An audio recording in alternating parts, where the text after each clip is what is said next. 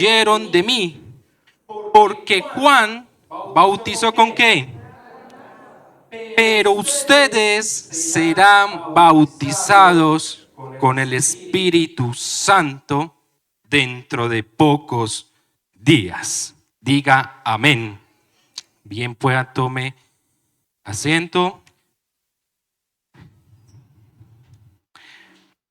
Pensando en esta palabra, vengo estudiando el libro de los Hechos y hace algún tiempo, hacia acá, vengo pensando mucho en la persona de la Trinidad, el Espíritu Santo, ¿sí?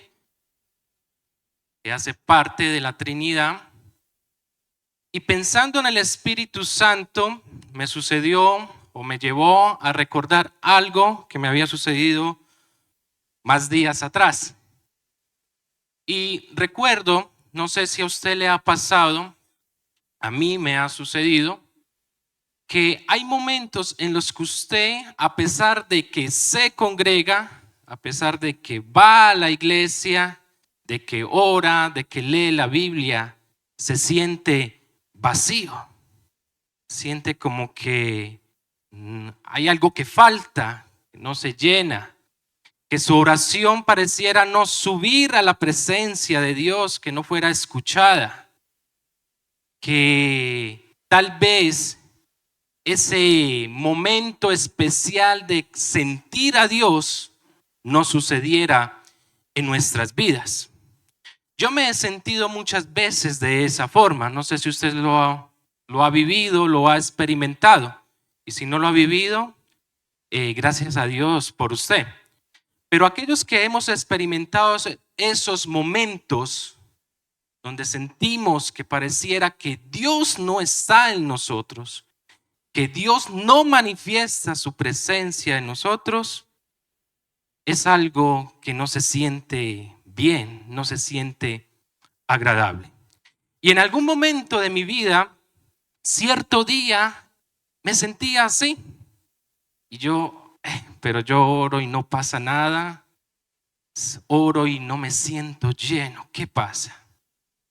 Me acosté y empecé a despertarme a cierta hora, puntualito, en horas altas de la noche, de la madrugada, 2, 3 de la mañana. Y yo me despertaba, pero no atendía de tal vez al mensaje de Dios. Me estoy desvelando. Y me despertaba sin sueño, ¿sí? Hasta que en algún momento esto empezó a suceder todos los días. Y al tercer día, entonces yo dije, esto tiene que ser de Dios. Y me senté y me fui a la sala y empecé a orar. Y yo, Señor, ¿qué quieres? ¿Para qué me despiertas? ¿Eres tú? O tal vez soy yo que no he podido descansar y me estoy desvelando. Y empecé a orarle a Dios. Entonces Dios trajo a mi vida al Salmo, me llevó al Salmo 51. Quiero que vaya conmigo al Salmo 51. Un salmo muy conocido, un salmo el cual cantamos a través de un himno. Y al menos en mi Biblia dice la oración de un pecador arrepentido. En este caso, habla del salmista David como autor de este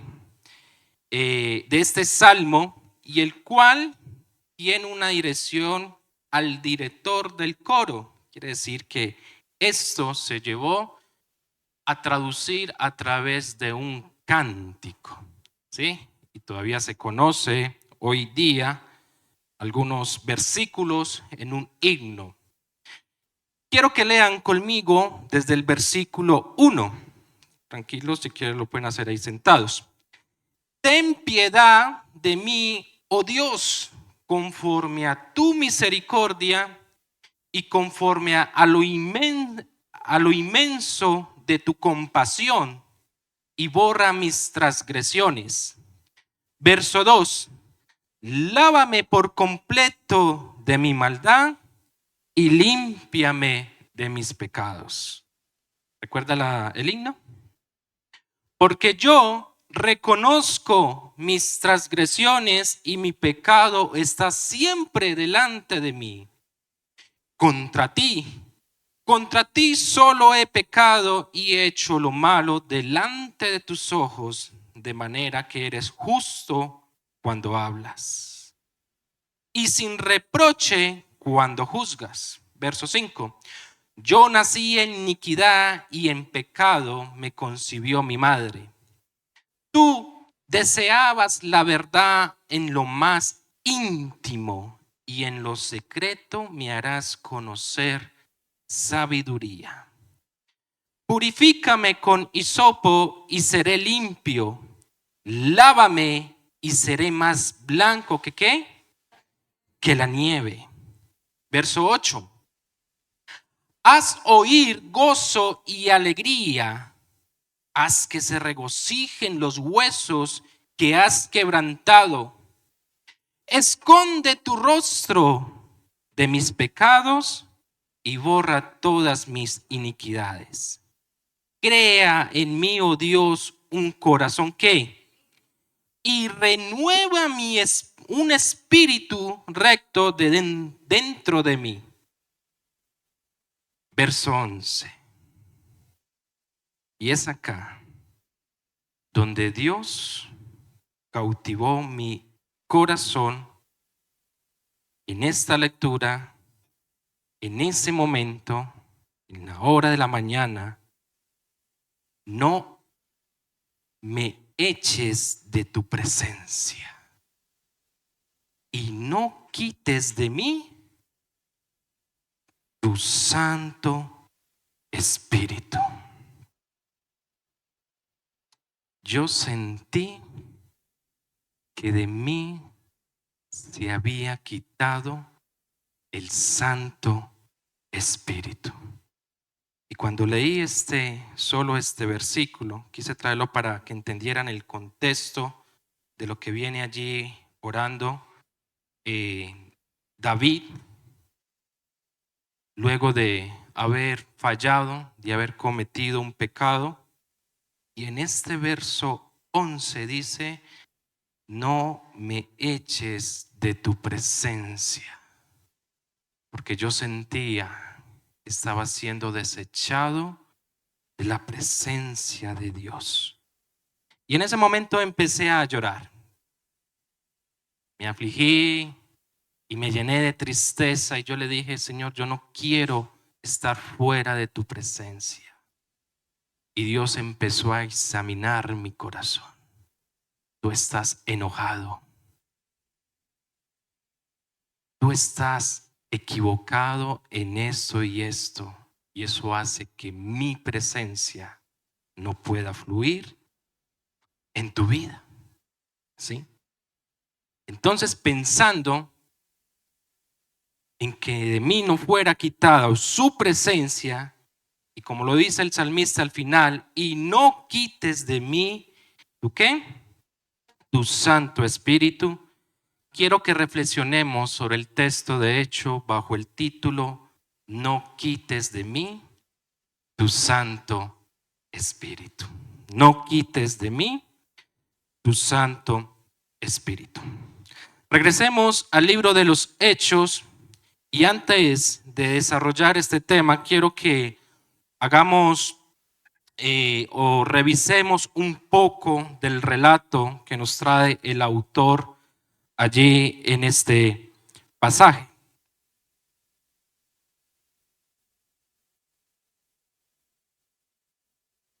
Y vamos a centrarnos solo en el versículo 1. Quise leerlo porque más adelante usaremos algunos textos, pero me voy a enfocar solamente para esta enseñanza en el versículo 1. Y lo vamos a dividir en 3 partes. Primera parte, en el primer relato, ¿sí?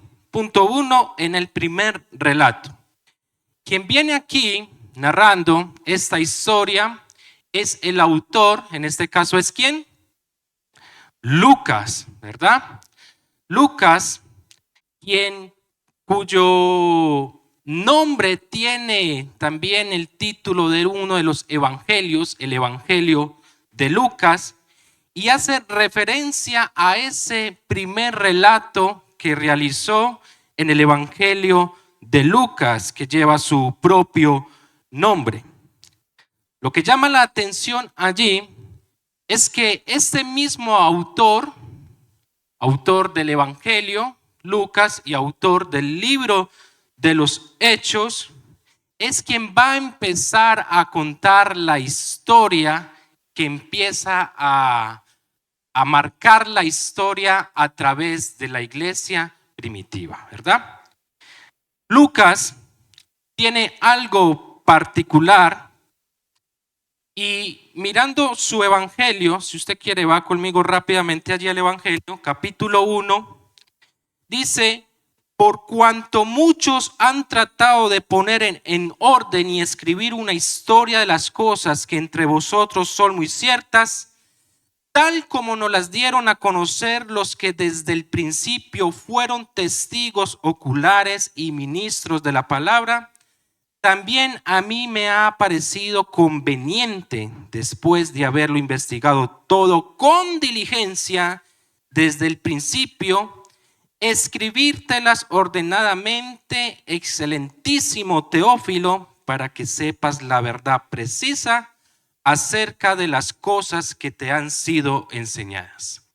Si bien Marcos, mirándolo desde los evangelios que se conocen como sinópticos, si Mateo presenta a Jesús e inicia su evangelio de una forma diferente, digamos que Lucas también hace esta misma introducción para su evangelio. Mateo presenta a Jesús como el Mesías, el Hijo del Hombre. Marcos, en el evangelio de Marcos, trata de mostrar, o mejor, muestra a Jesús como el Hijo de Dios. Y ahora Lucas nos muestra a Jesús como el Salvador, ¿sí? Entonces miren la diferencia entre los evangelios sinópticos, cómo empiezan a presentar a Jesús.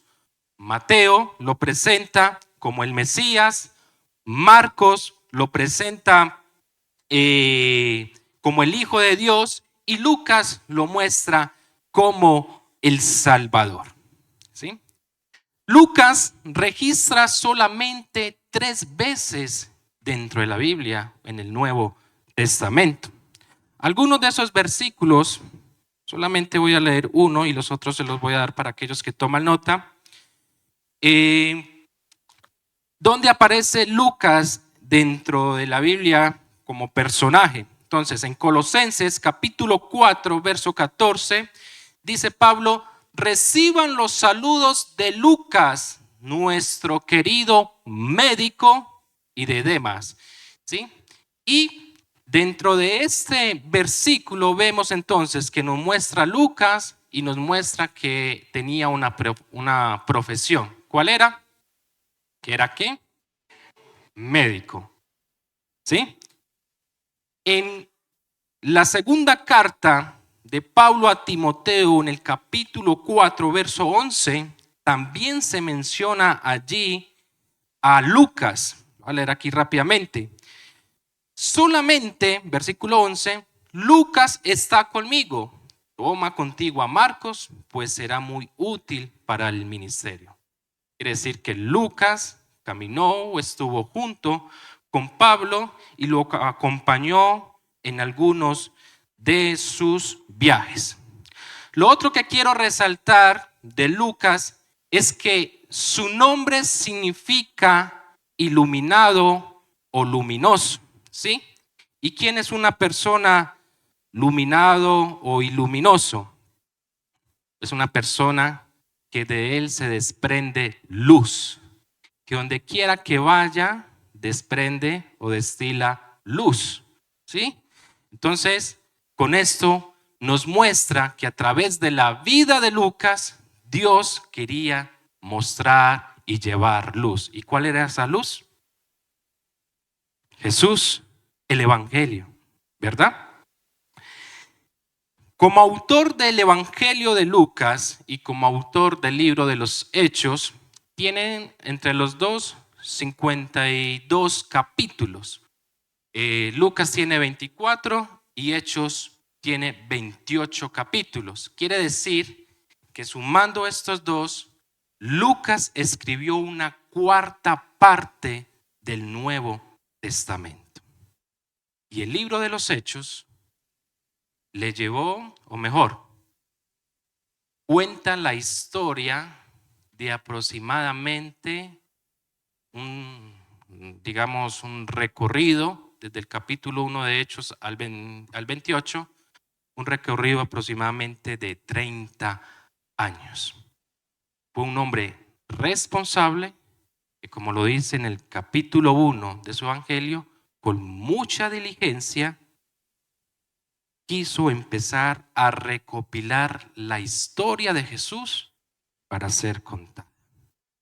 A diferencia de los otros evangelios, solamente en Lucas usted va a encontrar el nacimiento de Juan el Bautista, el anuncio del nacimiento de Jesús, la visitación a la Virgen, en este caso a Isabel, ¿sí? Es el libro que más menciona y nos da detalles de la vida de María, la madre de Jesús, ¿sí? Algunos datos como para tener presentes de ellos. Regrese conmigo. Entonces, para resumir este punto en Hechos, vemos que en ese primer relato lo que buscó Lucas fue mostrar a un Jesús como ¿qué? Salvador. En Lucas capítulo 1, en el versículo 3, de la forma en que lo presenta él, dice, versículo 3, también a mí me ha parecido conveniente, después de haberlo investigado todo con diligencia desde el principio, escribírtelas ordenadamente. ¿Y cómo se dirige a Teófilo? Como dice su Biblia, excelentísimo, ¿sí? Esta teoría es la más cercana, porque para aquella época dirigirse a alguien como excelentísimo era solamente a una persona que tenía un cargo público de alto rango. Era alguien honorable, ¿sí? Y parecía, o parece ser, que Teófilo tenía un cargo importante dentro del Imperio Romano, ¿sí? Donde o fundamentamos un poco este concepto o esta teoría.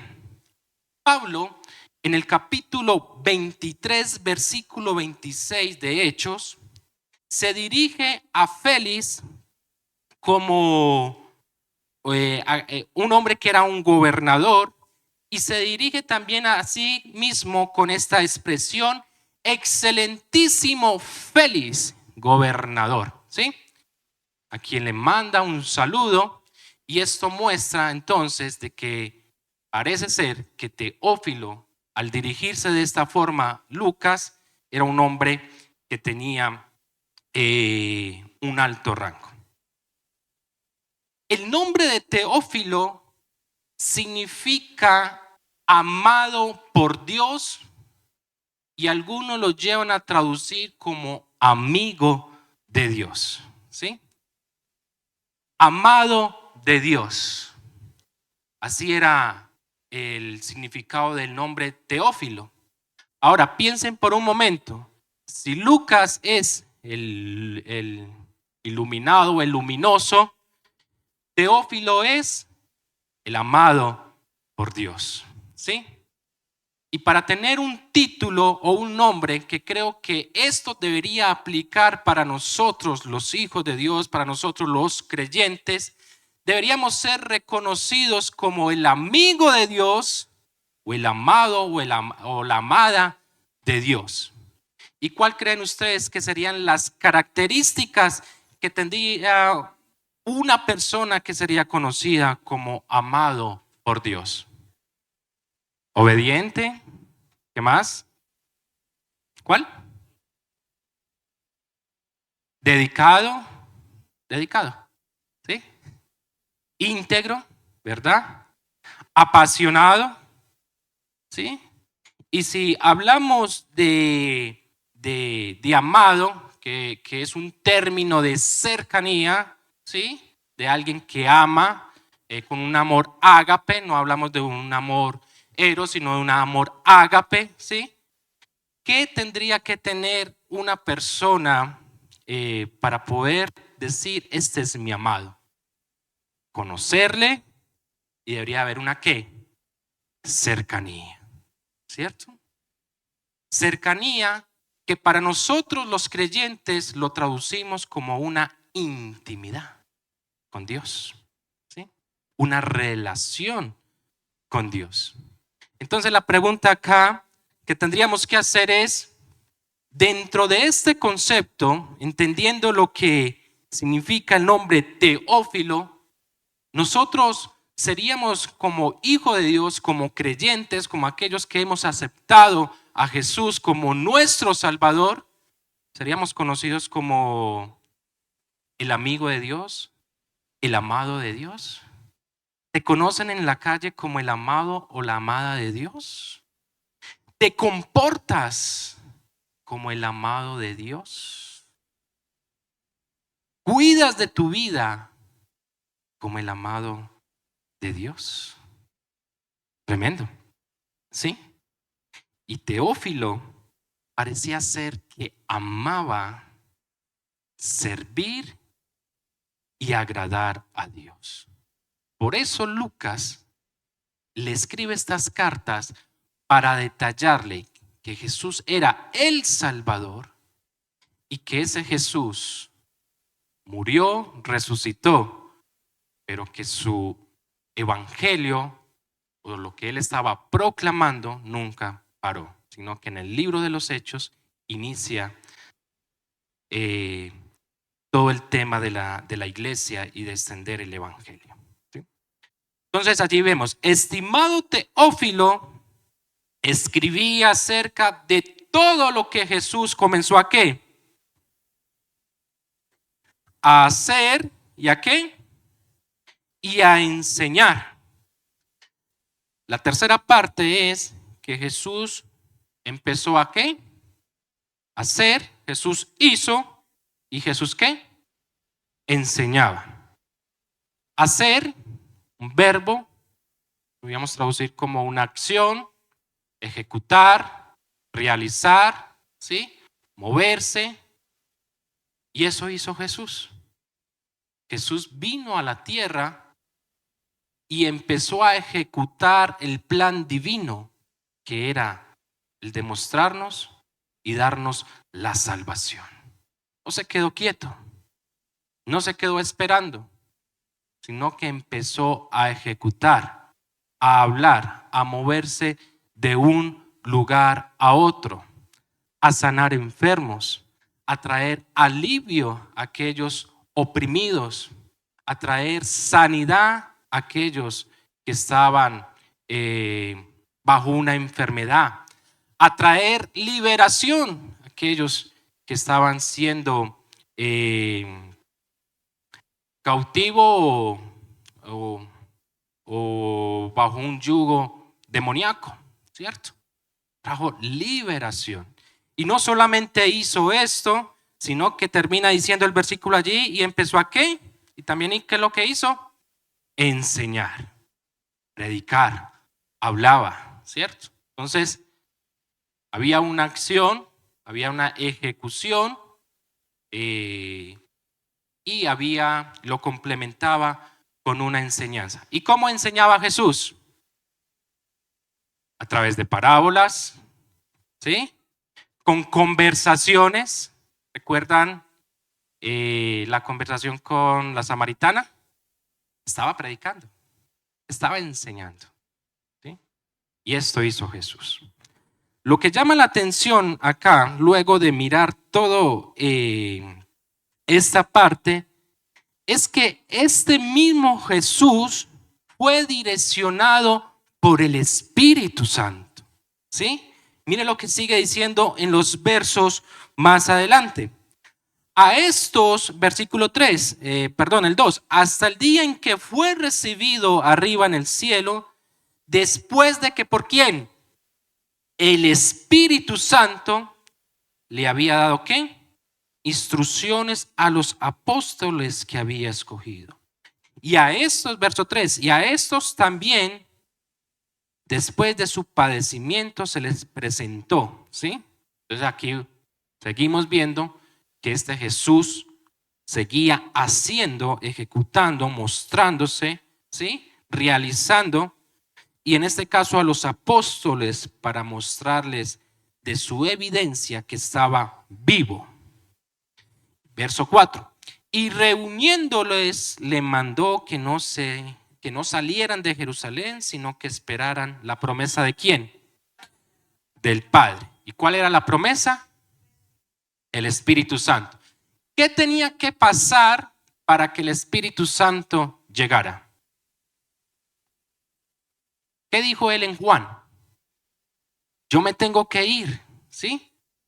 Para que pueda venir el Espíritu y se pueda cumplir en ustedes la promesa del Padre. Y este mismo Jesús llama la atención que recibe el Espíritu Santo. ¿De qué forma? ¿Sí? Lucas capítulo 3, versículo 22, nos narra la historia cuando Jesús fue y se bautizó. ¿Sí? Versículo 21. Y aconteció que cuando todo el pueblo era bautizado, Jesús también fue bautizado. Y mientras él oraba, el cielo se abrió. Versículo 22. Y el Espíritu Santo descendió sobre él en forma corporal, como una ¿qué?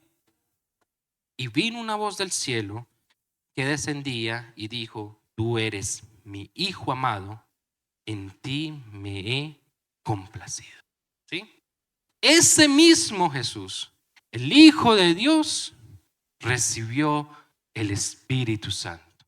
Y en este mismo Jesús fue manifestado el Espíritu Santo. Y no fue egoísta. Hubo un plan o una promesa para que en nosotros, o en este caso, mirándolo desde el texto, también fuera manifestado el Espíritu Santo en sus discípulos, en los apóstoles y en aquellos que habían recibido a Jesús y habían aceptado de que Él era el Hijo de Dios. Ahora, ¿quién es el Espíritu Santo? Si yo les preguntara a ustedes quién es el Espíritu Santo, ¿ustedes qué me dirían? Consolador. ¿Qué más?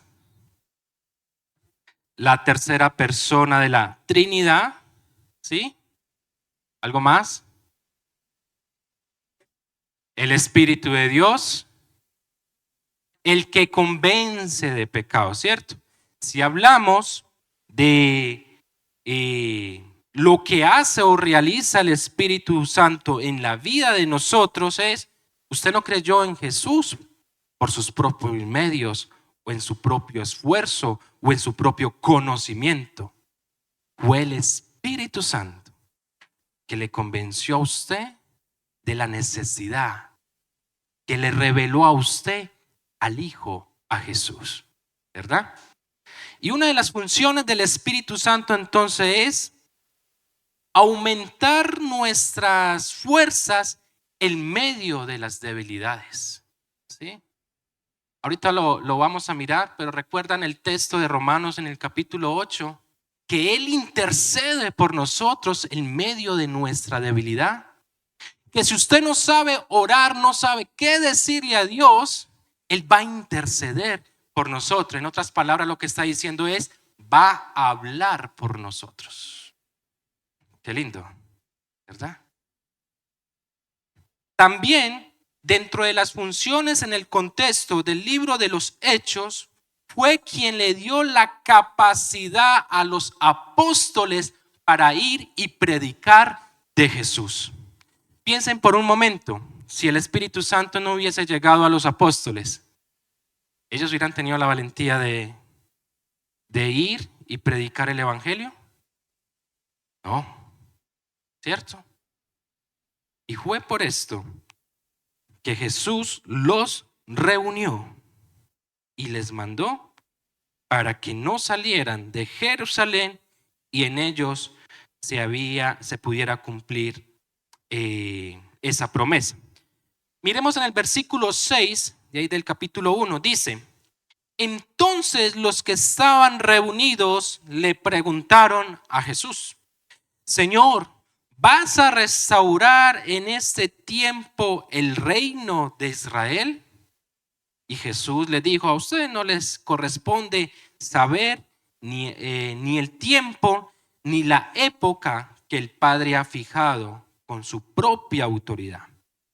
Pero, aquí hay un contraste, versículo 8, pero van a recibir poder cuando el Espíritu Santo venga sobre ustedes. ¿Y este poder es qué?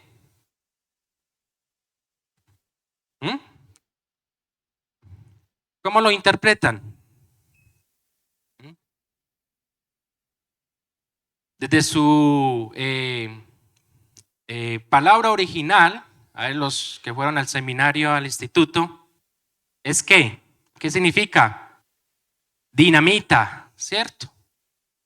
Poder, fuerza, explosión. Lastimosamente, en algunas iglesias lo usan para explotar demonios, para tumbar gente, ¿sí? Pero ese no era el poder o el propósito de ese poder. El propósito era, ¿cuál?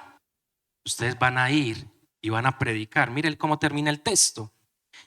Versículo ahí en el 8. Pero recibirán poder cuando el Espíritu Santo venga sobre ustedes y ustedes me van a ser testigos. ¿En dónde? En Jerusalén, en Judea, en Samaria y hasta los confines de la tierra. ¿Sí? Ese poder les va a impulsar para que ustedes vayan y hablen. Y es que hablar de Cristo trae consecuencias. Y Jesús pensó en esas consecuencias.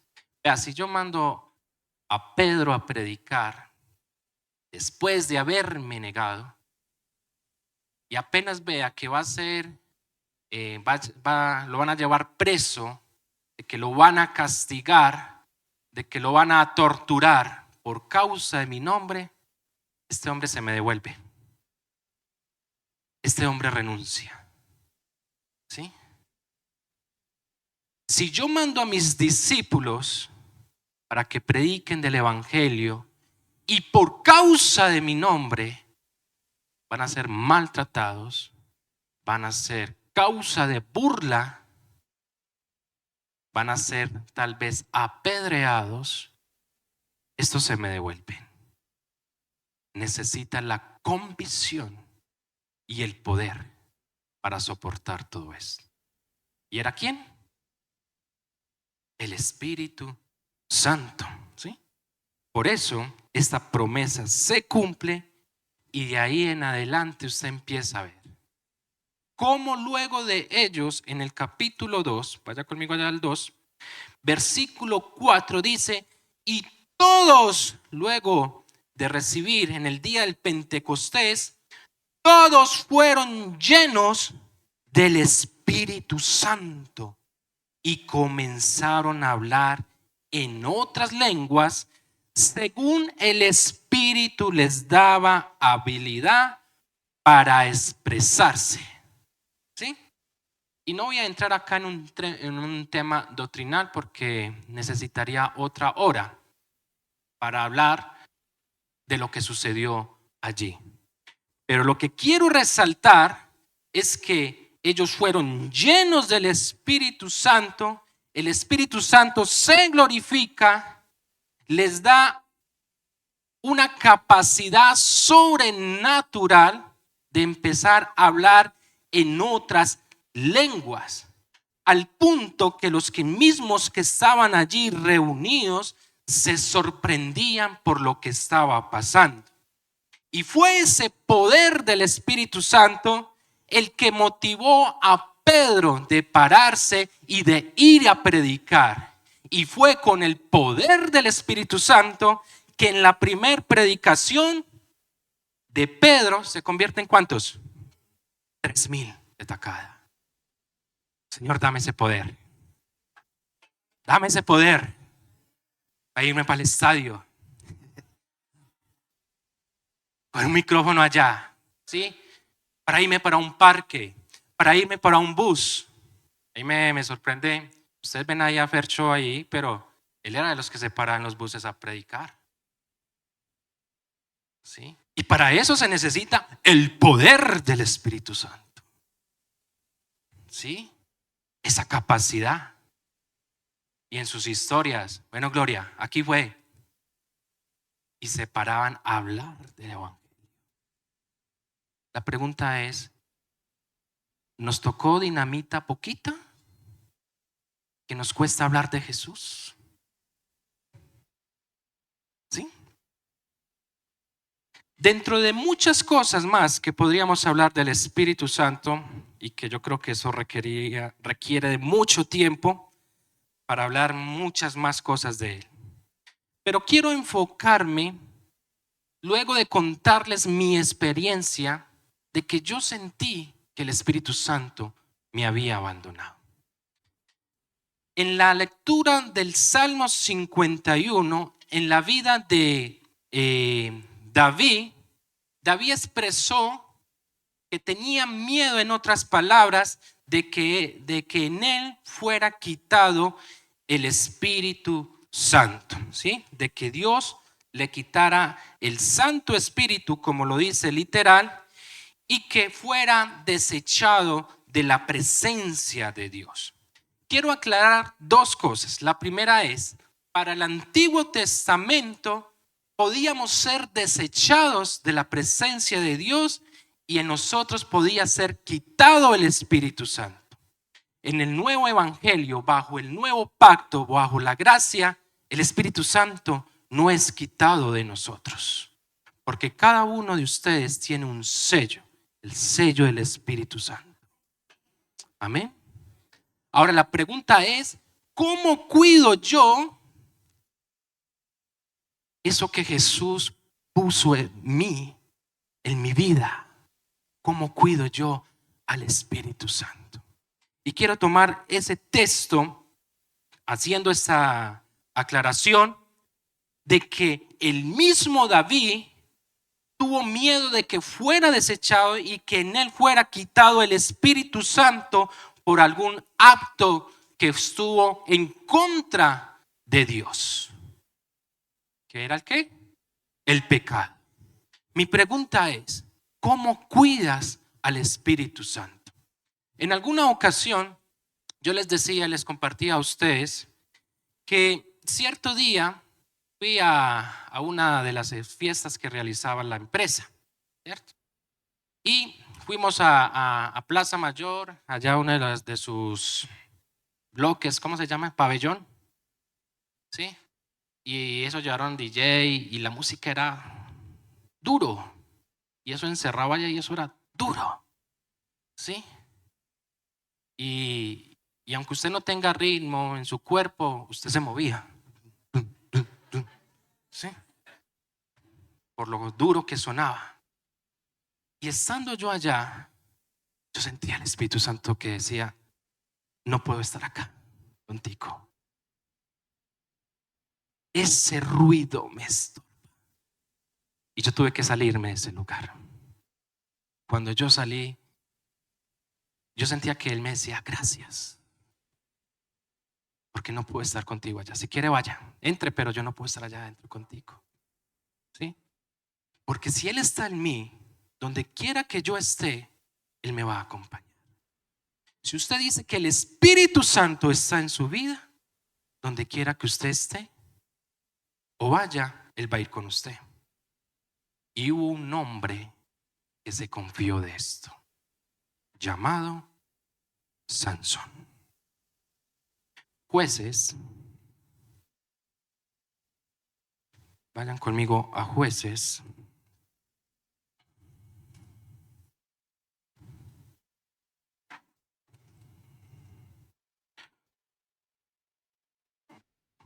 Capítulo 16.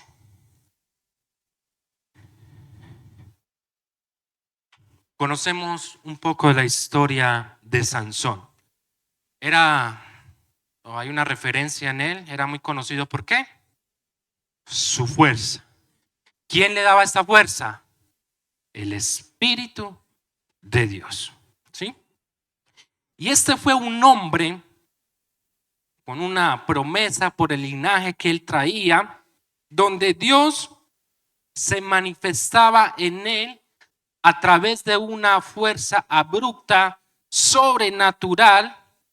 Y dice en el versículo, antes de ir al 16, dice en el versículo 14 del capítulo 15, ahí atrás, que cierto día este hombre se enfrentó a los filisteos y con la quijada de un asno venció o mató a más de 1000 hombres.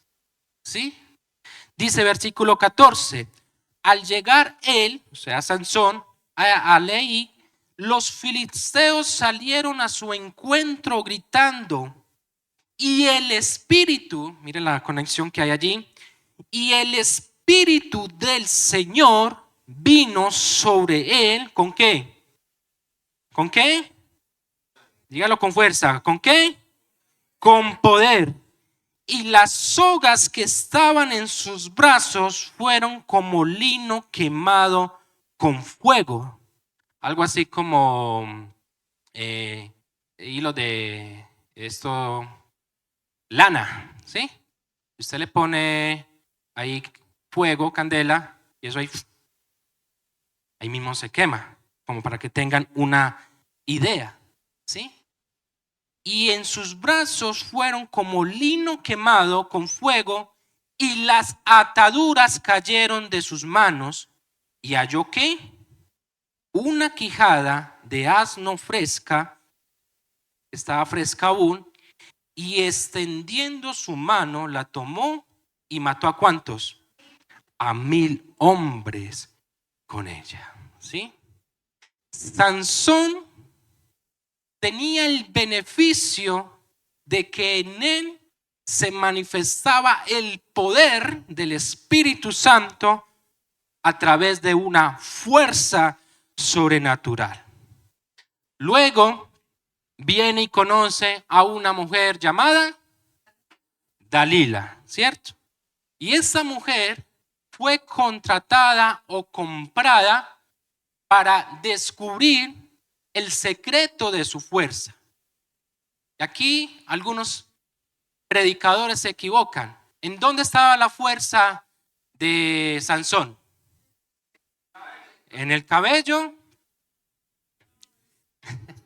¿Sí? Hay que saberlo interpretar y entenderlo. ¿Sí? No era su cabello quien le daba la fuerza. ¿Era quién? El Espíritu de Dios. Y era el poder del Espíritu de Dios que estaba en él. Y esa mujer trató de seducir a Sansón para descubrir cuál era su fuerza, hasta el día en que a través de su cabello representaba esa fuerza, reveló cuál era el secreto. Y mire lo que dice en el versículo 16, versículo 20. Los que de pronto conocen un poco más de mí, esto ya se los he dicho. Para mí, yo tengo un listado de los versículos para mí más tristes de la Biblia. ¿Sí? De los versículos que más me impactan de la Biblia. Y este que vamos a leer, para mí, está dentro de ese grupo de los textos más tristes que puede haber en la Biblia. Y ahorita les voy a dar para mí el que está sobre todos. Dice, verso 20, entendiendo el contexto que les acabo de dar. Ella, ¿quién era ella? Entonces dijo, Sansón, los filisteos se te echan encima. Y él despertó del sueño y dijo, ¿qué dijo? Esta vez escaparé como las otras veces. Qué confiado. Voy a ir a esa fiesta porque yo sé controlarme. ¿Sí? Cuidado. ¿Sí? Yo puedo con todo. Yo soy capaz. Yo puedo soportarlo. Yo puedo estar solo o sola con ella y no va a pasar nada. ¿Sí? Cuidado. ¿Recuerdan el pueblo de Israel cuando mandó a traer el arca y la llevó al campo de batalla y el arca no funcionó? Y murieron más de 30,000 hombres, soldados. A Sansón le estaba pasando lo mismo. Mire lo que dice. Y él despertó de su sueño y dijo, saldré como las otras veces y escaparé. Pero, y cuando hay un pero, es un contraste, pero no sabía que el Señor se había apartado de él. Wow. No sabía que el Señor se había apartado de él. Yo no quisiera estar en los callos de Sansón, porque él no se enteró de que el Espíritu se había ido. Y muchos de nosotros podemos estar acá y olvidar de que el Espíritu Santo está con nosotros. Eso le pasó a Sansón. Olvidó que tenía que cuidar el tesoro, lo más preciado que le había dado Dios. Así como muchas veces nosotros olvidamos el regalo que Dios nos entregó. ¿Quiere leer el otro versículo más triste, para mí el que gana de todos? ¿Lo quiere leer?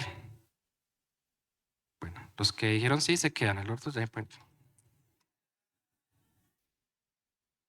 Mateo, capítulo 27. Lina,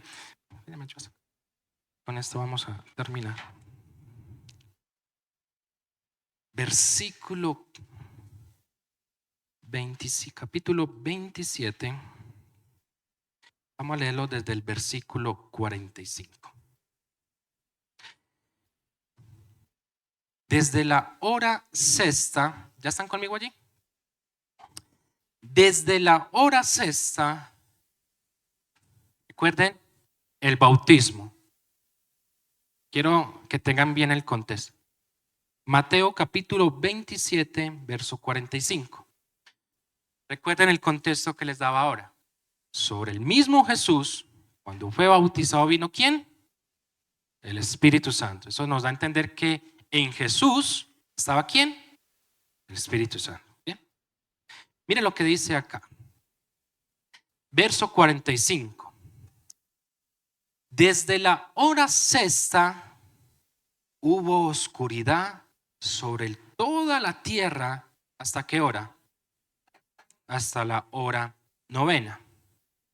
¿Sí? Y alrededor de la hora novena, Jesús exclamó.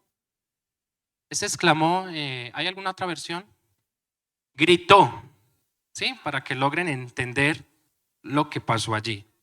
Gritó, levantó su voz. Por eso termina diciendo a gran voz, diciendo, Elí, Elí, lema sabatani. Que esto, entendiendo en el idioma en que él lo dijo, arameo, esto es, Dios mío, Dios mío. En otra versión dice, Padre mío. ¿Sí? ¿Por qué me has abandonado? Desamparado. En esa versión. ¿Por qué me has abandonado? Ahora, en Jesús, a diferencia de Sansón, no era porque se le había olvidado cuidar al Espíritu Santo.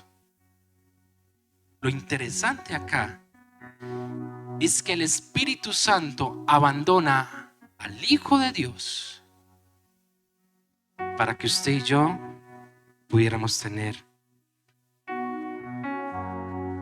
¿sí? Es lo más triste. Y para mí es muy triste porque si yo profundizo solamente en esa palabra, en esa pregunta que Jesús hizo, es que somos padres. En medio de una circunstancia, de una situación, tenerle que dar la espalda a su hijo. Tener que apartarse y quitarle al Espíritu. Y lo que hizo Dios fue darle la espalda a su hijo. Porque en ese momento nuestros pecados, mi pecado, estaba sobre Jesús. Y el Espíritu Santo no podía estar ahí. Porque Dios es ¿qué? Santo, puro. Y en Dios no puede haber pecado. Por eso Jesús dijo, yo lo hago. ¿Sí? Y fue quitado de él el Espíritu. Qué triste. Qué triste para Dios. Tiene que darle espalda a su hijo único. ¿Qué estamos haciendo para cuidar el Espíritu Santo en nuestras vidas?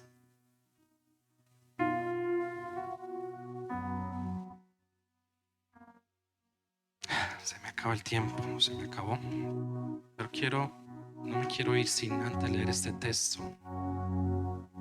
Que esta mañana, mientras volví a meditar sobre él, quebrantaba mi corazón.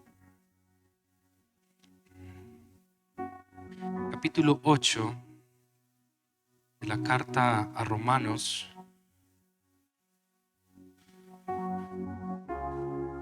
Versículo 26 dice, Romanos 8:26 dice, de la misma manera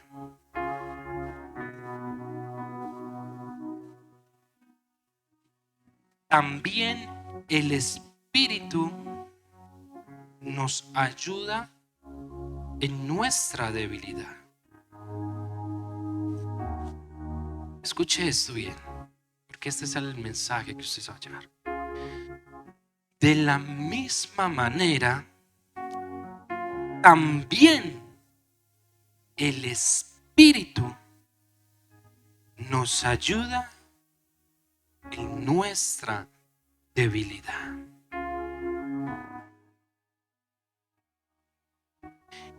Le voy a mostrar para que usted tenga una imagen de lo que significa ese texto.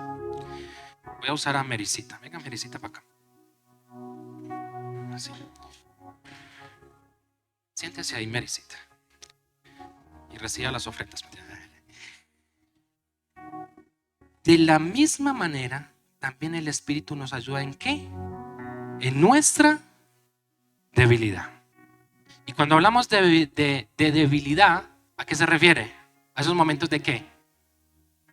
Débiles, ¿cierto? Pero dígame, difíciles, que tú no quieres nada, que tú no quieres orar, que tú no sabes qué decirle a Dios, que ya estás cansado, cansada de pedirle y que nada suceda. Esos momentos de debilidad donde nada sucede, donde estás desorientado o estás desorientada. Esos momentos donde las cosas no funcionan bien. Y mire lo que sigue diciendo el texto. No pierda el texto.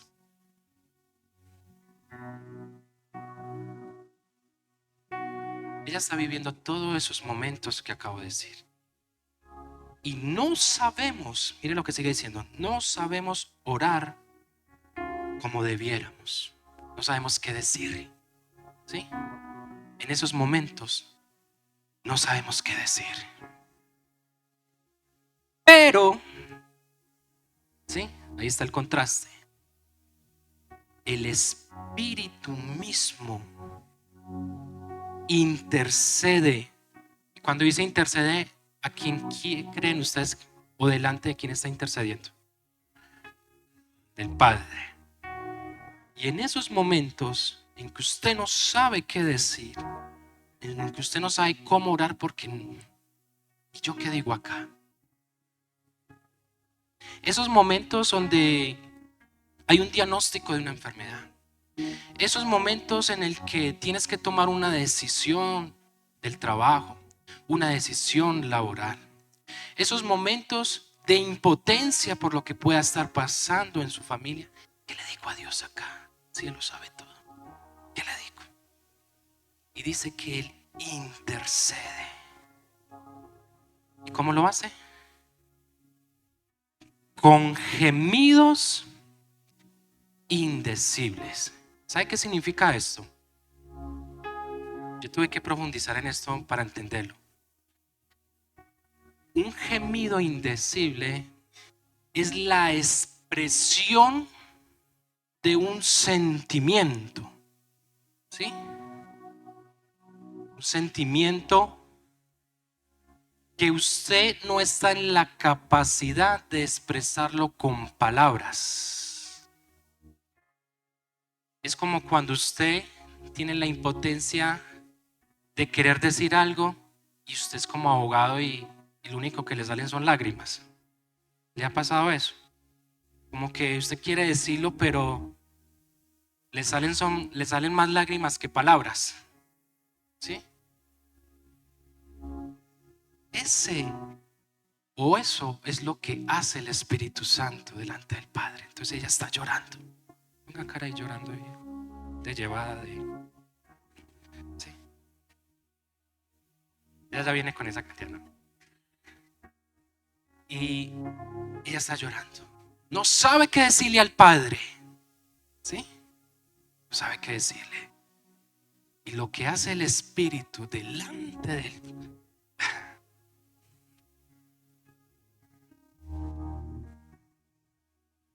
con gemidos, por ella está intercediendo fuerte.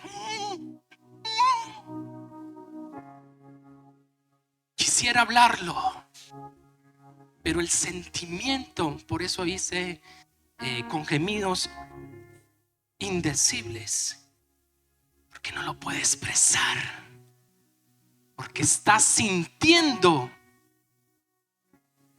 triplicado lo que ella está sintiendo. Así como cuando tú te sientas a orar y no sabes qué decir. El Espíritu Santo está allá, no te preocupes, intercediendo por nosotros. Entonces aquella noche, cuando yo me levanté, yo le dije: Dios, no sé qué decirte. ¿Qué te digo? Necesito de ti.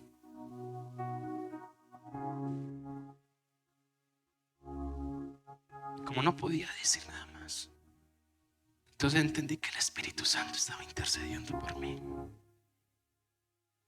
Entonces entendí que yo tenía que cuidar ese tesoro. Esto es de una forma muy metafórica, pero cuando yo imagino el Espíritu Santo venir sobre Jesús, y si fuera así literal, que sobre él reposó una paloma, es llevar esa paloma ahí. No puedo correr porque la espanto. No puedo hacer movimientos bruscos porque la puedo desestabilizar. Tengo que caminar suavecito para que no se vaya a ir. Tengo que darle de comer para que quiera estar conmigo. ¿Usted me está entendiendo lo que le quiero transmitir? Cuidemos al Espíritu Santo. Vivamos al Espíritu Santo. Llevémoslos a todo lugar. Y cuando tú vas a hablar lo que no tienes que hablar, el Espíritu Santo va a decir. Cuando tú vas a actuar enojado o enojada, el Espíritu Santo, espera. Cierra tus ojos. Gracias, Marecita. Y oramos a Dios.